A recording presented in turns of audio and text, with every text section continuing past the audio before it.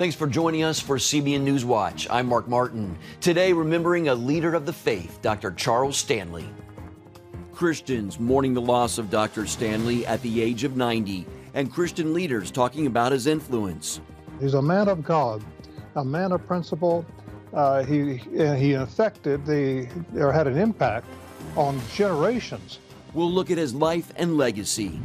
Israel remembering the victims of the Holocaust and keeping in mind the lessons of this historic tragedy. The lesson I learned from the Holocaust is the importance, from the one hand, the importance of having a state as Israel, a Jewish state, as an asylum for all the Jews all over the world. How Israel held their observance in the face of a modern threat from Iran.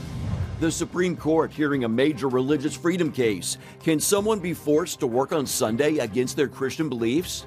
There's no reason religious workers should receive lesser protection than those covered by other accommodation statutes. We'll hear the implications of this case for religion in the workplace. It's a new faith-based comedy about young worshipers in Atlanta taking a chance on competing in a musical competition. Come for the gospel Drake-Beyonce mashup and then stay for a story about faith. We'll bring you our Studio 5 look at Praise This. And great news for NFL player Demar Hamlin after his shocking collapse in a Monday night game. I died on national TV in front of the whole world. But then people across the country prayed for him, and now we'll hear about his future in football. Those stories for you today on CBN NewsWatch. This is CBN NewsWatch. We begin with the death of influential pastor, author, and Christian broadcaster Dr. Charles Stanley. The beloved leader of In Touch Ministries passed away Tuesday at the age of 90. Stanley was also senior pastor of First Baptist Atlanta for 50 years. Here's a look at his legacy and the reaction from the faith community. In 65 years of ministry, Dr. Charles Fraser Stanley helped spread the gospel worldwide, teaching the Bible through TV and radio broadcasts. He led First Baptist Atlanta for 50 of those years, stepping back from that role in 2020, becoming pastor emeritus. His son, Pastor Andy Stanley, talked to him about his life, love, and legacy, including what the elder Stanley considered the most important part of his life. And having a personal relationship with God means I'm connected 24 hours a day to the Creator, to the Savior, to the Lord, the Master, the one who walks with me, provides my needs, gives me joy. Stanley started the In Touch Ministries broadcast in 1977. Upon his passing, In Touch announced Dr. Stanley lived a life of obedience and is now receiving the joy of his soul, seeing his Savior face to face. He often appeared on the 700 Club with CBN founder Pat Robertson. Father, thank you for the wonderful promise in your word that you hear and answer our prayers. Robertson said in a statement, he was a great man of God, a wonderful Bible teacher, and his influence reached all around the world. To those of us who know Jesus, we don't mourn the fact that one of his saints comes home, although at the same time that doesn't take the sorrow from our hearts. Stanley's personal life was difficult at times. His father died shortly after he was born, and he and his wife divorced after more than 40 years of marriage. Stanley served 2 terms as president of the Southern Baptist Convention, and in 1988 was inducted into the National Religious Broadcasters Hall of Fame. CBN News spoke with faith leaders about Dr. Stanley's impact and legacy. He's a man of God, a man of principle. He affected or had an impact on generations. I think he was the master of taking biblical truth and then applying it to people's lives in the areas where they had the greatest hurt and need. His legacy when it comes to preaching, I mean, people around the world speak of listening to Charles Stanley's sermons, and it helped elevate expository preaching. It helped elevate biblical teaching as well. Politicians from both sides of the aisle also paid tribute. Senator and fellow Atlanta pastor Raphael Warnock saying Georgia had lost a larger-than-life faith leader, while South Carolina Senator Tim Scott praised his long service. To the family of Dr. Charles Stanley, God bless the life and legacy of Dr. Stanley and his service to our country for more than 50 years of providing spiritual insight and encouragement. I caught up with Stanley in 2010 at Martha's Vineyard, where he preached during Inspiration Weekend. One of the reasons that I came, I thought, well, Lord, You know, you use whoever you want to use, but I would certainly like to see something happen in the Northeast. Stanley modeled his ministry after the Apostle Paul's message in Acts 20:24. Life is worth nothing unless I use it for doing the work assigned me by the Lord Jesus. Boy, what a great man of the faith, and he will definitely be missed. Keep his family and friends in your prayers. Turning overseas now to Israel, where the nation remembered the victims of the Holocaust. That special day coming as the Jewish state is facing increasing threats of extinction from Iran. In a surprising twist, one of the most prominent Iranians to ever visit the Jewish state was on hand to observe Holocaust Remembrance Day. CBN Middle East correspondent Julie Stahl brings us that story from Jerusalem. Sirens blared and Israel stood still on Tuesday, as it has since 1959, to mark Holocaust Martyrs and Heroes Remembrance Day. Known in Hebrew as the Shoah, Israel's remembrance began Monday evening at Yad Vashem Holocaust Memorial, marking the 80th anniversary of the Warsaw Ghetto Uprising. We are one people, and one people we shall remain, brought together not only by a painful history, but also by our shared hope-filled future and fate. Prime Minister Benjamin Netanyahu used the solemn backdrop to remind the world of the threat Iran poses to the Jewish state. The victory of the past does not alone guarantee the victory of the future. That is why we firmly fight any nuclear agreement with Iran, which would pave its way to nuclear weapons. For the same reason, we fight aggressively against Iran's terrorist branches around us. And this year, a special visitor also stood with Israel, the exiled Crown Prince of Iran, Reza Pahlavi. He tweeted, "We are very happy to be here and are dedicated to working toward the peaceful and prosperous future that the people of our region deserve. From the children of Cyrus to the children of Israel, we will build this future together in friendship."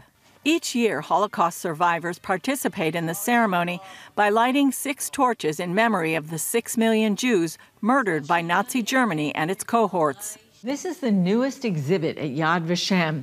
It's called the Book of Names, and it contains the names of 4,800,000 Jews who were murdered in the Holocaust.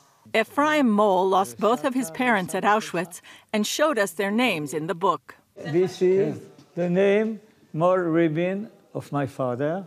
He told CBN News about the Jewish family that adopted him and the Christian woman in Paris who saved them. 86-year-old Robert Bonfil lit one of the candles. He showed us the name of his grandfather in the book. Here is the name of my grandfather, David Israel, Athens, Greece, place of death unknown. His family was saved by Christians in Greece. The archbishop of the town, his name was Ezekiel. He was very, very friendly of us and saved my father and us. Bonfil's 26-year-old grandson, Captain Noam Kolb, accompanied him. The lesson I learned from the Holocaust is the importance, from the one hand, the importance of having a state as Israel, a Jewish state, as an asylum for all the Jews all over the world. But from the other hand, the importance of treating the best way all the people, all human beings, because we're all humans, and we can't let never such a horrible thing occur again. Julie Stahl, CBN News, Yad Vashem, Jerusalem. Here at home, former President Donald Trump's top intelligence official tells Congress that the evidence is overwhelming that COVID-19 came from Wuhan lab. Dale Hurd has this look at what he had to say and why official Washington did not want to hear about the lab leak theory. The former director of national intelligence told a House committee Tuesday that a leak of COVID-19 from a laboratory in Wuhan, China, is the only credible explanation for the pandemic that killed millions of people worldwide. My informed assessment, as a person with as much access as anyone to our government's intelligence during the initial year of the pandemic, has been and continues to be that a lab leak is the only explanation credibly supported by our intelligence, by science, and by common sense. John Ratcliffe also accused the Chinese Communist Party of orchestrating a massive cover-up of its role in the pandemic. including destroying medical tests, samples, and data, and intimidating and coercing witnesses, journalists, and global health officials. A report released Monday by Senator Roger Marshall also accused the Chinese government of a cover-up and indicated the pandemic may have started from two separate lab leaks engaged in risky gain-of-function research in the fall of 2019, months before the Chinese government alerted the World Health Organization of an outbreak. To start with, maybe just 1 or 2 people were infected with the virus, and then later on, during the vaccine development, is when most likely this had a bigger leak. Ratcliffe testified there's still no environmental source identified for COVID-19. And COVID-19 was never known to exist in any animal or species before the pandemic began. Those are scientific facts that are not disputed, and there's nothing political about that. But much of the mainstream media claim that the idea that COVID-19 originated in a Chinese lab had been debunked and was a conspiracy theory. Social media platforms labeled the lab leak theory misinformation and even censored it. Because even considering the lab leak thesis was considered disinformation, it was also considered racist in some circles. No independent investigation really took place. The Chinese tolerated this so-called investigation under the auspices of its puppets at the World Health Organization. But that clearly wasn't an independent, credible investigation. Republicans Tuesday also accused Dr. Anthony Fauci of trying to suppress the lab leak theory because it would bring unwanted attention to the fact the U.S. government was helping to fund the Wuhan lab's research. Dale Hurd, CBN News. Coming up, the Supreme Court hears a major religious freedom case, one that could have implications for workers and employers across the country. We'll bring you that story when we come back.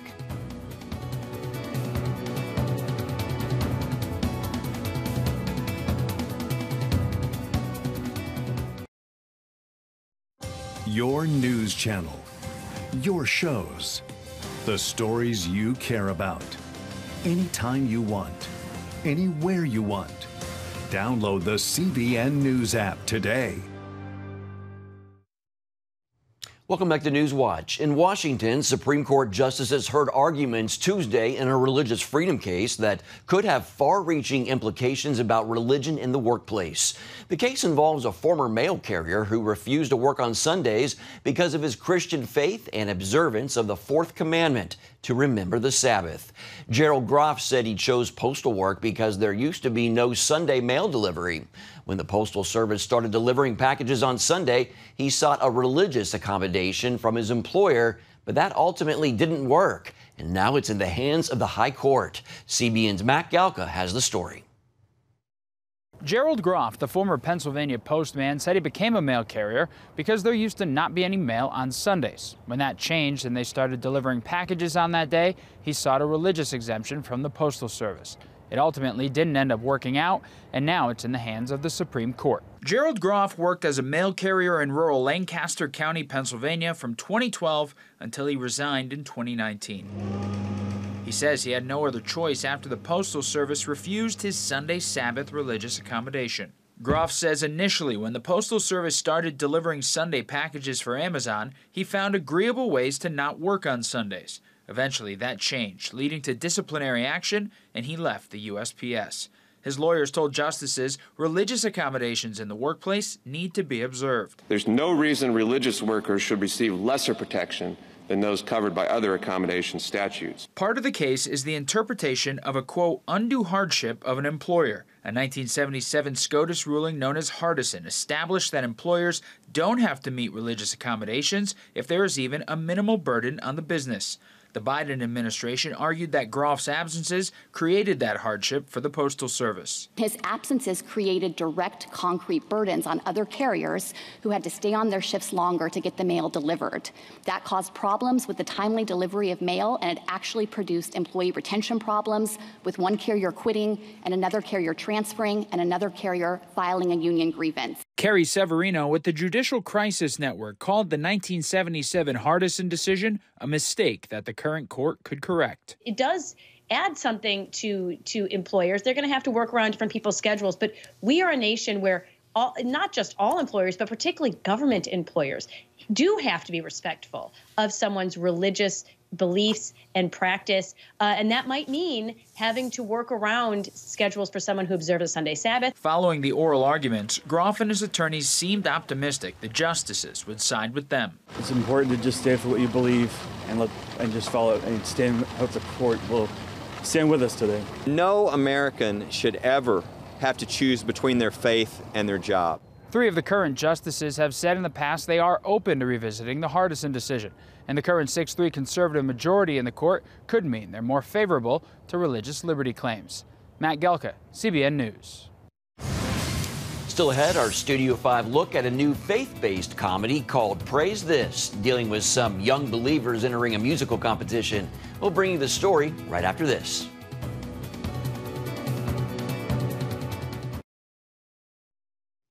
Thanks for staying with CBN NewsWatch. Praise This is a new faith-based comedy about young worshipers in Atlanta taking a chance on competing in a musical competition. Ephraim Graham sat down with producer and filmmaker Will Packer, along with director Tina Gordon, to give us an inside look at the new film.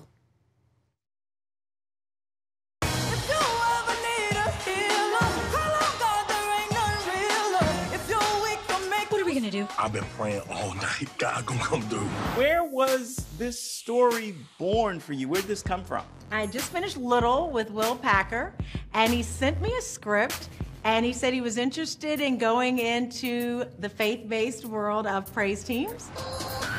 So this is our church. I am starting to feel the spirit. Hey everyone, this is my cousin sister Sam. She's from LA staying with me now. Nice to meet you. I'm Melissa, captain of the praise team. I'd been circling doing something music-driven since Drumline, and I just could not find the right thing that I kind of wanted to delve into. I read this, I was in. Every team has their lane, and our lane is real church music. How about you learn an actual gospel song first? Will, why praise teams? Why gospel? You know, I think that it's a world that exists. I always like things that are steeped in authenticity. And so it is a world that is real, is relevant to folks that know it. But I wanted to supercharge it. I changed the music. What? It's gonna be great. We are terrified. That's why praise teams, because they exist as an authentic world of these choirs that oftentimes do very elaborate productions. But that's what it's all about. Getting people in by saying, listen, come for the gospel Drake Beyonce mashup, and then stay for a story about faith and spirituality. Oh, I like this. Twerking for the Lord. Let's talk about the cast real quick. You have Miss Bailey, you've got Jacqueline Carr, just some amazing people. How do you feel about that, and how did it happen? Oh, Chloe Bailey was my first choice. I think overall the casting, the intention is to be surprising. So we have Chloe, who positions herself in the culture as edgy, bold, confident.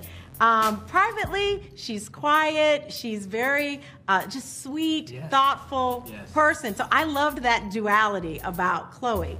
And I surrounded her with people that in the faith-based world, that you would not think would be playing these characters. Like Jacqueline Carr plays Kiki, a girl who stays up in the club, but gets up in the morning to go to church. And Corinne Hawthorne, I mean, I kept trying to read her for like the gospel singers in the movie that are the good girls. And she was like, please let me try to read for the villain, basically, Fallon. So I think it was exciting for the people from the faith-based community to play against type, and surprisingly seeing Chloe in the lead. Hey, baby. Oh my gosh, I've always wanted a sister. And then you add in people like Quavo, right? And Drewski. So these are folks that you definitely don't think of when you think of a faith-based praise team movie, but they add an element that's amazing. And to me, that's the magic of the movie. It's having an ensemble and everybody does something different very well. So y'all really think God's gonna waste a miracle on y'all this year, huh? Child, I heard that clap back all the way over here. Let's get our praise on.